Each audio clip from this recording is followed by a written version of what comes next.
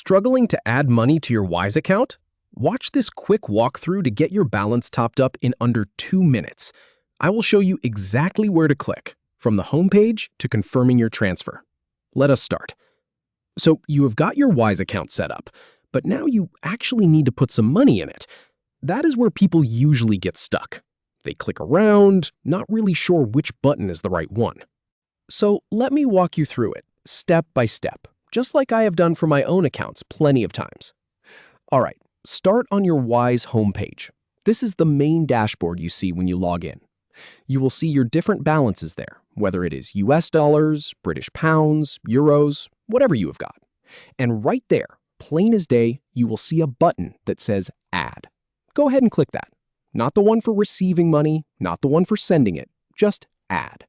Once you click that, it will slide you over to a new page. This is the calculator screen, and here you need to type in the amount you want to add. So for example, if you want to deposit 500 US dollars, just type 500 in that field. Now, here is something I have noticed a lot of people miss. On this screen, Wise will show you exactly how much it is going to cost in fees and what the exchange rate is if you are converting currencies. Take a quick look at that. It is good to know what you are paying before you commit. Once you have typed in your amount and you are happy with the numbers, click the blue Continue button at the bottom. It will take you to the next screen. Now, this next screen looks almost identical, but it is important. This is the payment details page. You will see the same amount, the same fees, but now it is giving you the bank details you need to send the money to. You will see a reference number and their account information. Do not close this window yet. You need this information for the next step. Click Continue again to move forward. All right, so this is where you actually go and make the payment. You are going to need to open your regular banking app or log into your normal bank account, and you will send the money to the Wise account details they gave you on the previous screen. Make sure you include that reference number in the payment notes.